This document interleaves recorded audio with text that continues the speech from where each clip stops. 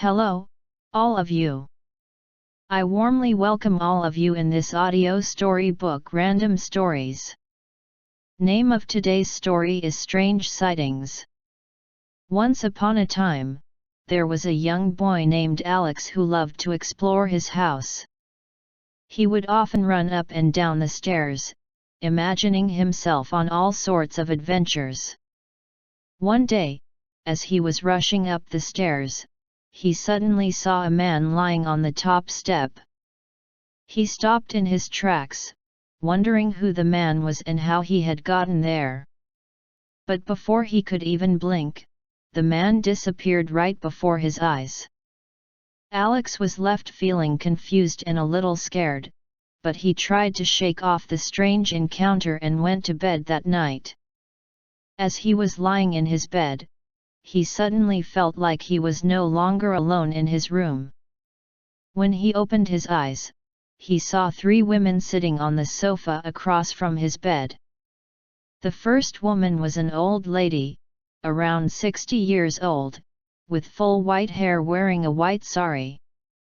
The second woman was younger, around 45 years old, with black hair and a black gown, but half of her hair was white. The third woman was a young woman, around 30 years old, wearing a red sleeveless frock that reached just above her knees. Alex couldn't believe what he was seeing and felt a wave of fear wash over him. But as soon as he blinked, the women were gone, leaving him alone in his room once again. From that day on, Alex made sure to never run up the stairs too fast and always kept his eyes open for any unusual sightings in his house. Alex's strange encounters with the man on the stairs and the three women in his room had left him feeling uneasy. He couldn't shake off the feeling that something wasn't right in his house. As the days went by, Alex found himself becoming more and more paranoid. He would jump at the slightest sound, and every creak of the floorboards sent shivers down his spine. His parents noticed that something was wrong and asked him what was going on, but Alex couldn't bring himself to tell them about his experiences. One night, Alex woke up to the sound of his door creaking open. He sat up in bed, heart racing, and saw the figure of a man standing in the doorway. It was the same man he had seen on the stairs, but this time he was holding a lantern and his face was illuminated in an eerie glow. "Who are you?" Alex asked, his voice barely above a whisper. The man didn't answer, but instead gestured for Alex to follow him. Alex hesitated for a moment, but his curiosity got the better of him and he got out of bed and followed the man. They made their way through the dark halls of the house, the man leading the way with his lantern. Alex tried to keep up with him, but he found himself lagging behind. He was getting more and more scared as they went deeper into the house. Finally, they arrived at a door that Alex had never seen before. The man opened it and gestured for Alex to enter. Inside, Alex saw a room filled with old furniture and cobwebs. It looked like it hadn't been used in years. "What is this place?" Alex asked, turning to the man.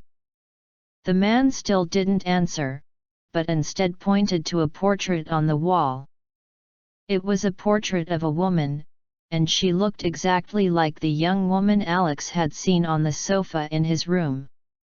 "That's my mother," the man finally spoke, his voice deep and sorrowful.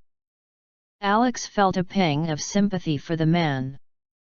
He had been searching for answers about the strange occurrences in his house, but he had never considered that there might be a deeper story behind them.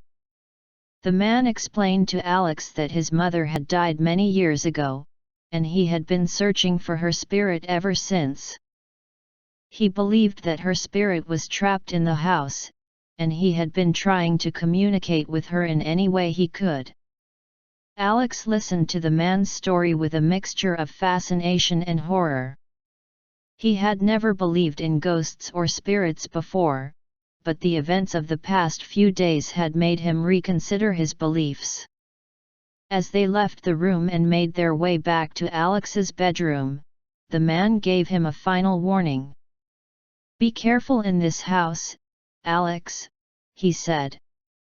"There are many things that you cannot see, but they are always watching."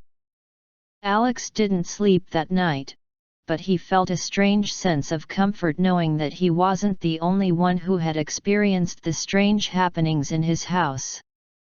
He knew that he would never be able to fully understand what was going on, but he was content to live with the mystery.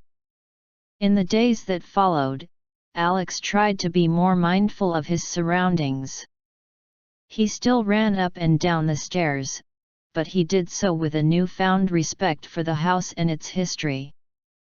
Years later, when Alex had grown up and moved away from the house, he would still think back to those strange encounters and wonder what had really happened. But he knew that some mysteries were meant to be unsolved, and that was okay. Thanking you for listening to this. Please share